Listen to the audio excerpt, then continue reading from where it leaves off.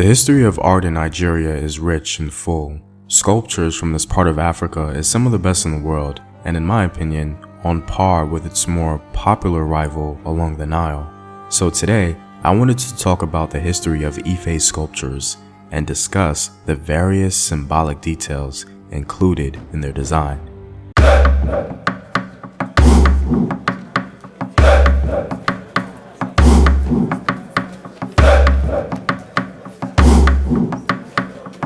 What up, African world? It's Team here, and welcome back to another video of African history, culture, and worldview. By supporting this channel on Patreon, you're helping in the creation of these videos and supporting this content. If you'd like access to full courses and sources, or you simply want to show your support, you may do so by clicking the Patreon link in the description box below. Ife can be considered the spiritual home of the Yoruba people in Nigeria, the center of their world, if you will. Because of this, it's no wonder that such fantastic art developed in this area. The art at Ife is important because it not only gives us clues about ancient Yoruba culture, but it also partly reveals the social, political, and religious elements of Yoruba civilization. In general, not much is known about the artists who developed some of this great art in Ife. Even the time period has come into question, but because of the great work by Suzanne Preston Blair of Harvard University and her interviews with Yoruba authorities themselves, we have a much better picture concerning the history and the symbolic importance of Ife sculptures. The art of producing sculptures at Ife is much older than what some may suggest, according to some local scholars, but its classical phase was advanced greatly during King Obalufon II's reign. The interesting thing about the classical stages of Ife sculptures is that they were commissioned after Ife rose out of the darkness of a devastating civil war, according to Suzanne Blair. One of the most significant moments, as mentioned before, in the history of Ife was the Civil War. It took place perhaps around the 13th century.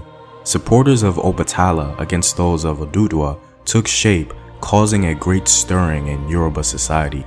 Oral historians tell us that it was during the reign of Ife's 46th king that the destructive Civil War took place. This war was very violent, leading to the weakening of the kingdom. Exact reasons for why the Civil War actually took place is not certain, but some historians theorize that it may have taken place because of issues concerning Ife's manufacturing resources.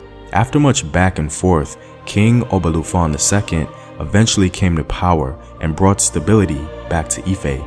He's said to have brought some peace, establishing a sort of truce, leading to an era of artistic splendor and a revival of Ife's unique culture. King Obalufon is credited by some to be one of the key sponsors of Ife's art. As part of his plan to reunite the feuding parties, Obalufon II is also credited with the creation of a new city plan with a large, high-walled palace at its center. Around the perimeters, the compounds of key chiefs from the once feuding lineages were positioned. King Obalufon II seems at the same time to have pressed for the erection of new temples in the city and the refurbishment of older ones, serving in part to honor the leading chiefs on both sides of the dispute. His political reformations to consolidate his power and promote peace led to this renewal of the city and the development of religious sites such as temples. The Ife sculptures, according to Suzanne Blair, served an additional purpose of furnishing these new temples. One thing you'll observe quite often on sculptures from Ife are the striking displays of body proportions. The Yoruba people, among many others, see the body as comprising of three principal parts: the head, the trunk, and the legs. There are many Ife sculptures that exaggerate the size of the head as compared to the body to signify its importance. This is also observed on the ancient Knox sculptures, revealing the cultural continuity likely present in that region.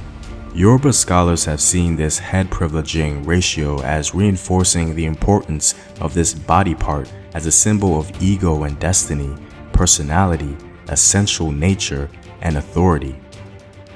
In Ife, the more elite you were within the social ladder, the more likely you were to be depicted with a large head.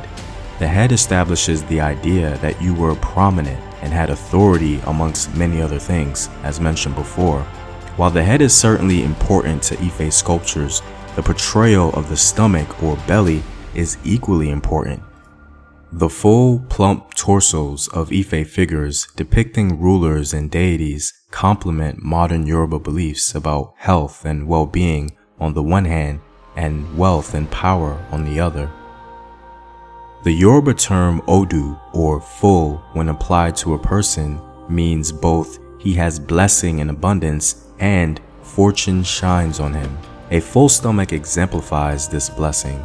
As a royal, being depicted with full stomach is of great importance, as it represents a projection of your well-being and a reflection of your control over the state, soundness with the religion, and supreme status. One very interesting and unique aspect of Ife sculptures are the vertical lines present on some of the bust. Over time, many theories have been made to try and explain them, but as scholarship has evolved, the most recent and most compelling is that the vertical facial marks are there to indicate persons of elite status or of great importance. This explanation, as of right now, evokes less controversy. The facial markings on Ife sculptures have been seen to be diverse. A small percentage of the Ife terracottas have facial patterns, some refer to as cat whiskers. Some scholars assert that these marks may indicate an interesting time in LA Ife's history, which shows how the people there were intermarrying with other ethnic groups.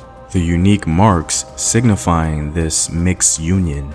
The notable variety of these facial patterns in ancient Ife art makes clear the center's importance as a cosmopolitan city sought out by people arriving from various regional centers. Features of Ife cosmopolitanism, revealed in part through these variant facial markings, are consistent with Ife's identity as a center of manufacturing and trade. What's all the more impressive about the sculptures at LA Ife and testament to the skill and mastery of metallurgy was how the artists at LA Ife created cast of nearly pure copper, a feat that artists of ancient Greece and Rome, the Italian Renaissance, and Chinese bronze casters never achieved.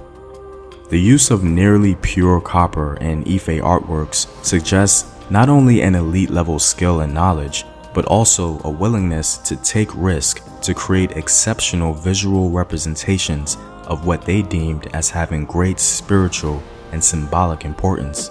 There is so much more to discover about the unique Ife sculptures, such as the so-called beard holes that are seen among some important persons.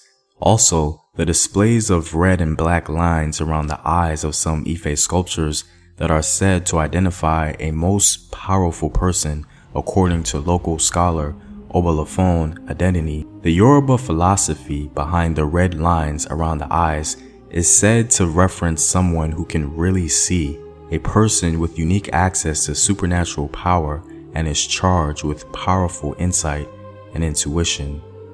Well, I'm all out, guys. If you like these videos and want to help in its continued production, consider supporting the home team on patreon.com. The link is in the description box below. Know thyself. Remember your ancestors. Peace.